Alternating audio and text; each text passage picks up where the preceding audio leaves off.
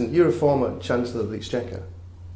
You also, presumably, in the spirit of debate that you said you wanted, conceded you might actually lose this campaign. I'm just curious as to what you think. I mean, you've argued that the SNP's idea of having an independent Scotland part of a sterling currency zone is actually a loss of sovereignty for Scotland rather than an increase. What would you suggest? A separate currency? Joining the euro? Well, what I've said in relation to the currency union is that, you know, if there was independence, there may well be one. All I say to people in Scotland is, if you genuinely think Scotland could go... But do you think a currency union... I mean, should you lose...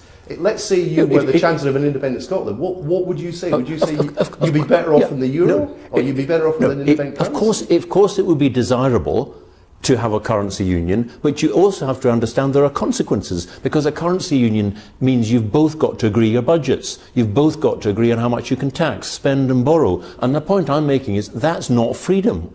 You know, that is actually, you imagine, in the Eurozone, when Portugal sits down with Germany to discuss their budget, who's going to make the decisions, who's going to call the shots? And of course, if you decide to separate, a currency union is desirable. It's the best option. But do not believe that what I'm drawing attention to is the objectionable terms and conditions, and the fact that no longer will be. This is something that we all agree on. You've got two partners that have to agree Scotland's budget. Do you think a currency union with Scotland would be in the interests of the United Kingdom? Of course, if you have independence or separation, of course a currency union is logical. And do you know why? Because a currency union ultimately leads to an economic and then a political union, which is what we've got now. I believe in a political union. I just find this very interesting. So you think that actually, should Scotland vote to be independent, you think a currency union with the rest of the UK is preferable to join the euro or having an independent currency, and B, you think it would be in the interest of the rest of the UK, as it would be to have a currency union with Scotland? Let me answer your question. I don't think it would be in our interest to join the euro, and I can't see that's going to change for some time. I think using somebody else's currency, as I'm now suggesting, with the Bank of England, a foreign bank fixing your interest rates, with no lender of last resort, no central bank, so no one to stand behind our financial institutions, would be mad.